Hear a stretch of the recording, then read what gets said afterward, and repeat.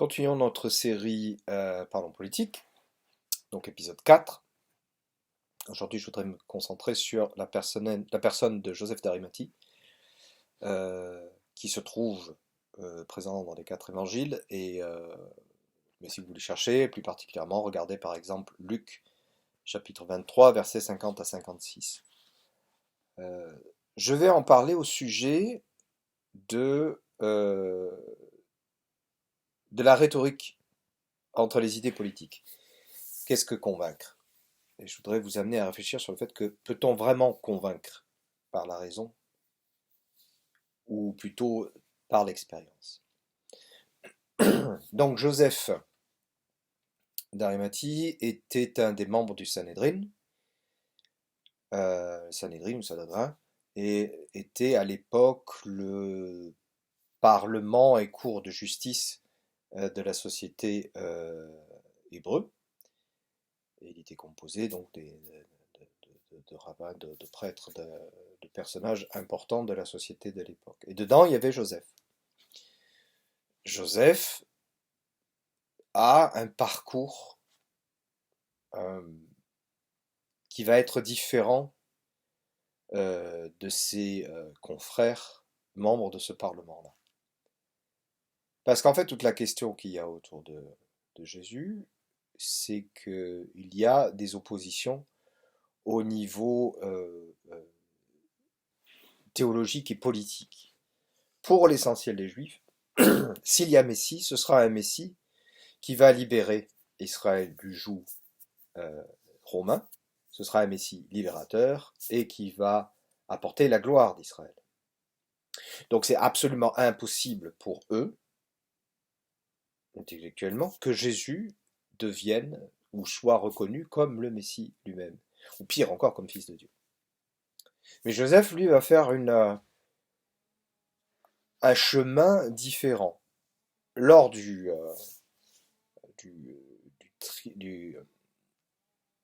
jugement de Jésus, il va refuser de faire partie de ceux qui vont le condamner. Mais d'une même manière, il ne réussira pas à le sauver. Tout ce qu'il pourra faire, c'est aller demander à Pilate le corps de Jésus pour pouvoir l'enterrer dignement.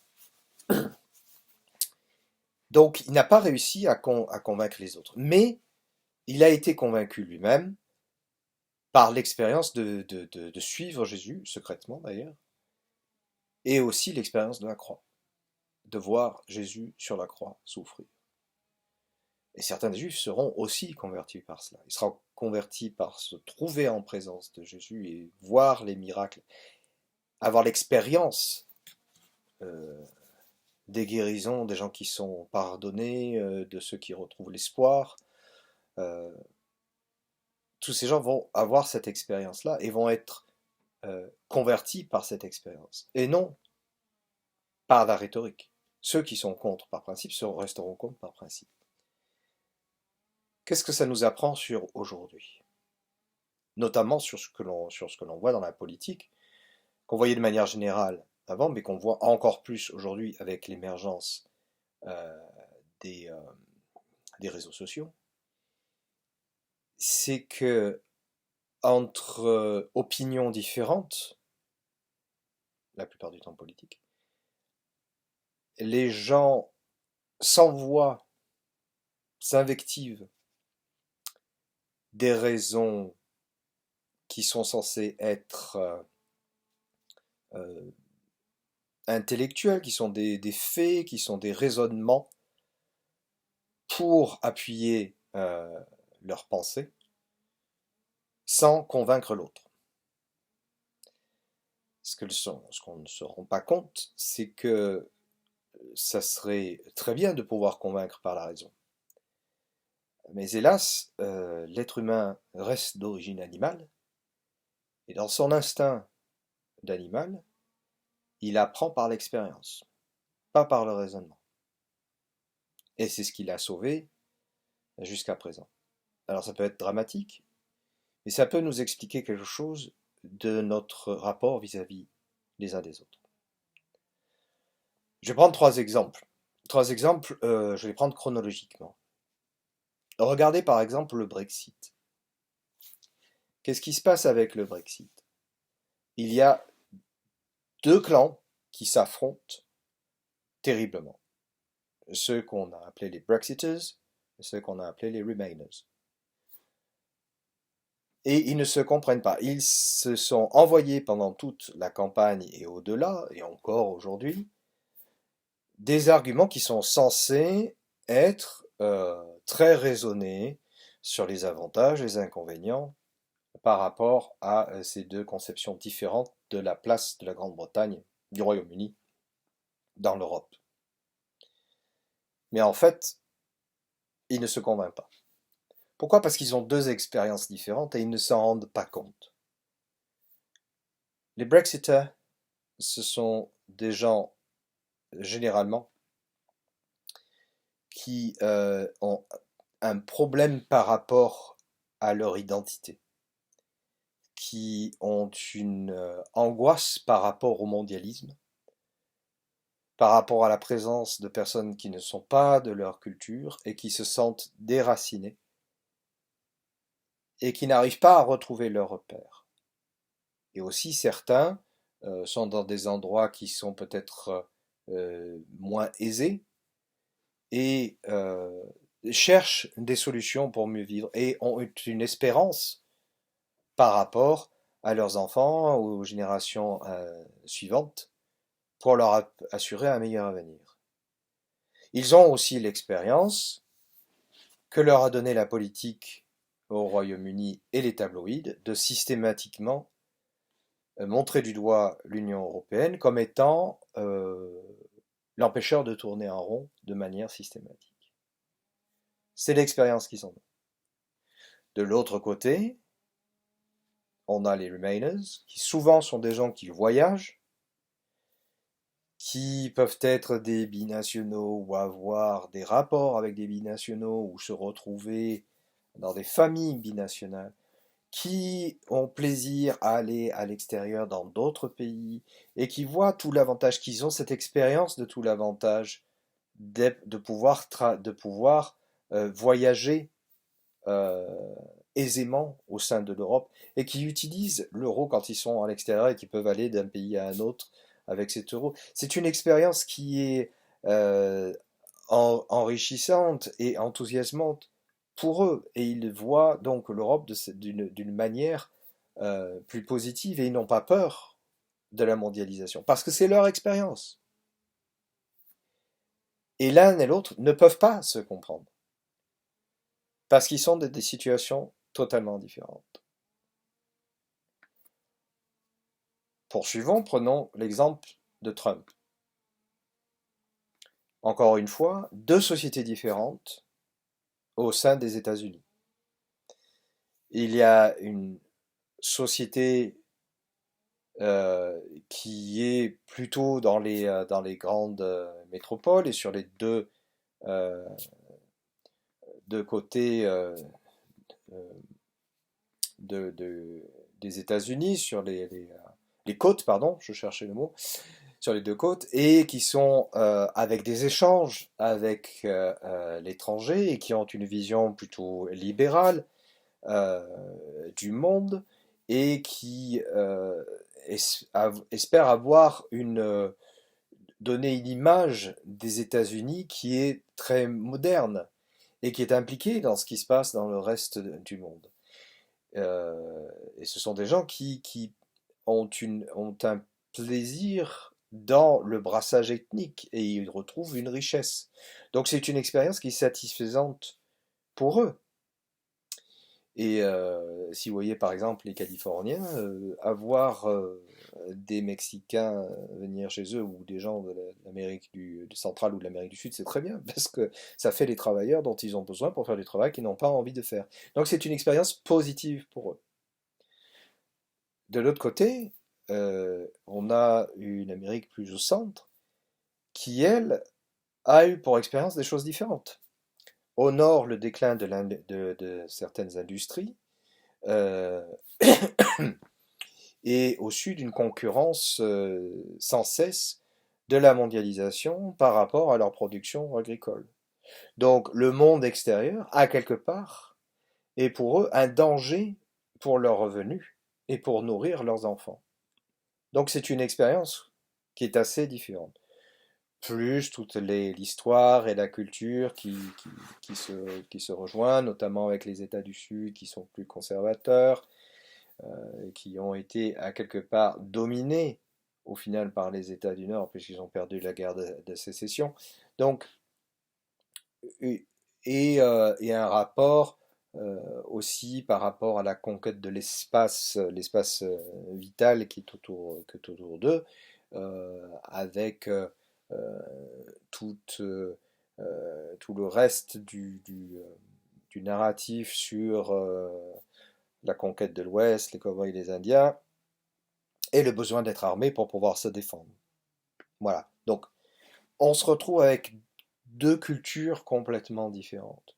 Donc, il y en a une qui ne peut pas supporter, donc du coup, l'orientation que Trump est en train de donner aux États-Unis, qui est isolationniste. Et de l'autre côté, une culture qui est très contente de ce qu'il fait, parce qu'il les protège de cet extérieur. Et il ne regarde plus du tout les défauts que peuvent avoir Trump, par exemple, au point que, par exemple, les conservateurs évangélique ne voit pas le fait qu'il se soit retrouvé avec des prostituées, qu'il était infidèle ou quoi que ce soit. Eux, tout ce qu'ils voient, c'est qu'il va peut-être apporter la fin à l'avortement.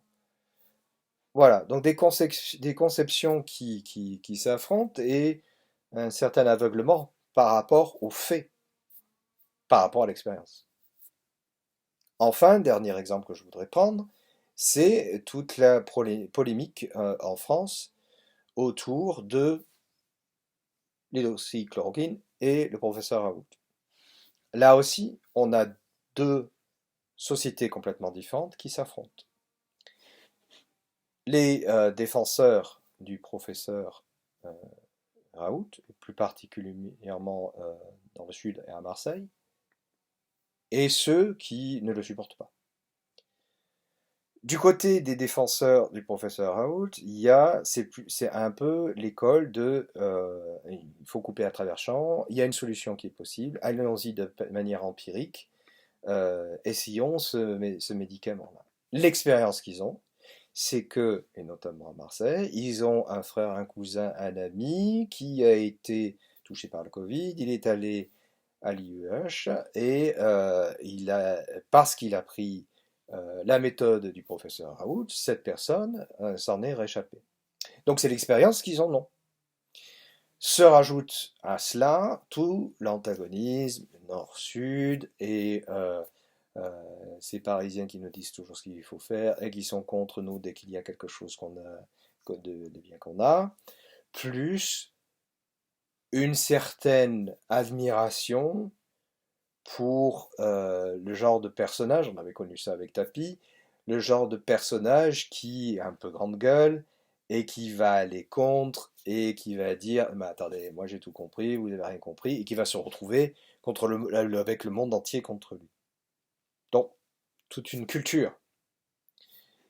De l'autre côté, vous avez ceux qui sont contre, qui généralement n'en ont rien à faire par rapport à la chloroquine, parce que la plupart des gens que j'ai entendus qui étaient contre le professeur de Raoult disent je ne suis pas virologue, donc je n'y connais rien et je ne me prononcerai pas. Par contre, lui, je ne peux pas le blairer.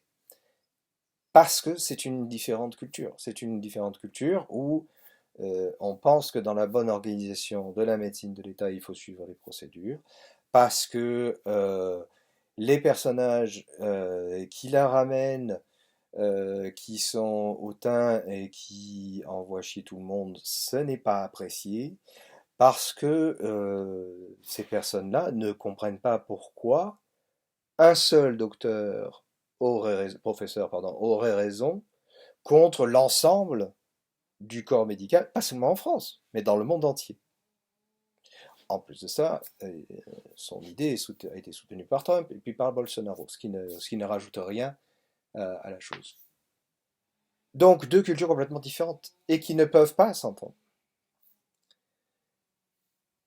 Donc voilà, j'ai pris ces trois exemples pour vous dire à quel point, parce qu'ils sont vraiment significatifs, de deux mondes à chaque fois qui ne peuvent absolument pas s'entendre, qui veulent à chaque fois se donner des arguments et citent des articles de ceci, des experts de cela, etc.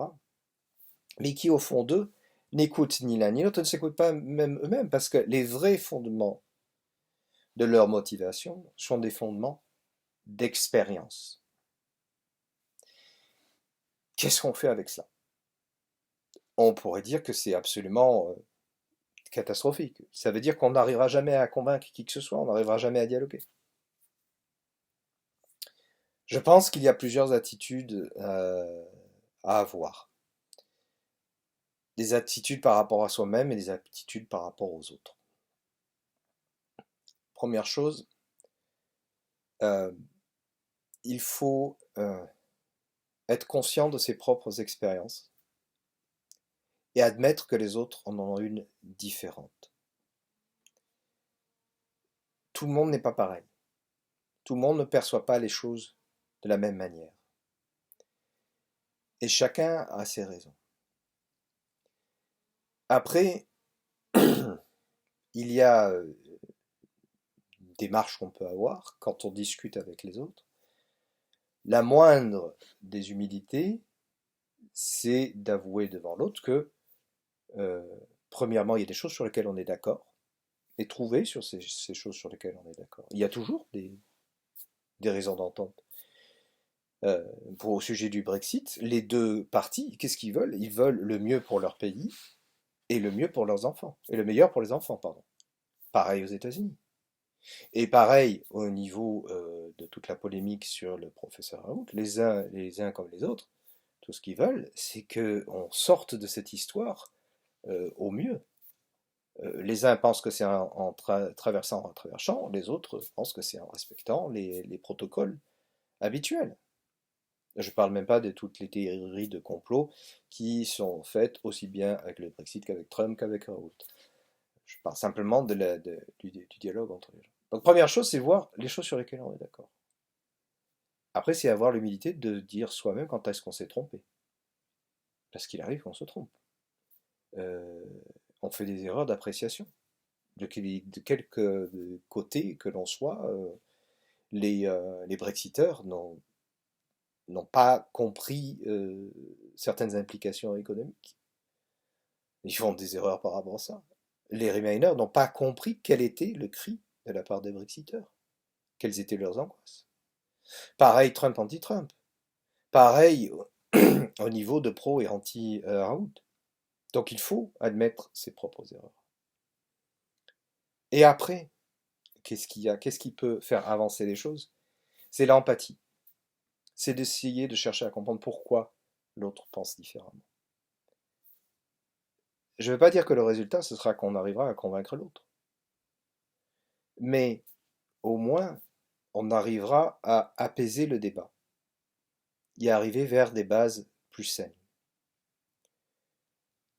Je vous dis d'autant plus cela que c'est l'expérience duel que je suis en train de vivre par rapport à, je parle d'expérience, par rapport à mes amis marseillais. J'ai eu beaucoup d'amis à Marseille et j'ai encore beaucoup de contacts avec eux. Et je suis extrêmement peiné, attristé, je souffre de voir que l'immense majorité de ces amis, depuis que je suis parti en regardant tous les événements politiques qui se sont passés, sont diamétralement opposés avec mes pensées. Ça, c'est pas grave, je m'en fous parce que j'aime la richesse des différences de pensée. Mais si je n'avais été leur ami, m'auraient hurlé dessus, traité de tous les noms, et même été violent à mon égard, parce que c'est la manière dont je vois, dont ils se comportent, vis-à-vis de ceux qui ne se comportent pas, qui ne pensent pas comme eux. Cela me peine extrêmement, parce que ce n'est pas l'expérience que j'ai eue de Marseille et de mes amis marseillais et de leur chaleur. Et à la fois, en même temps, j'ai cette expérience qui fait que je suis toujours en contact avec certains de mes amis qui pensent différemment de moi, mais parce que nous avons l'expérience d'une relation amicale, parce qu'ils ont l'expérience de ma manière de réfléchir, sont toujours amis avec moi et ont toujours la même tendresse. Et le plus grand des, euh, des comment dire, la plus grande éloge qu'ils puissent me faire et qu'ils me font, c'est de me dire, ah Stéphane, avec toi on peut parler. Et ben voilà, c'est à cela que je voulais vous amener. Si on fait ces efforts d'empathie vis-à-vis de l'un des autres, qu'on accepte que les autres aient une expérience différente et qu'on veuille en parler calmement, en aimant son prochain, en aimant son ennemi, son adversaire politique, on peut faire avancer le monde. Parce que frères et sœurs dans le Christ, qu'une chose soit claire, l'expérience que nous avons de l'histoire sur des milliers d'années, la violence n'a pas fait avancer le monde. C'est la paix qui l'a fait avancer. Amen.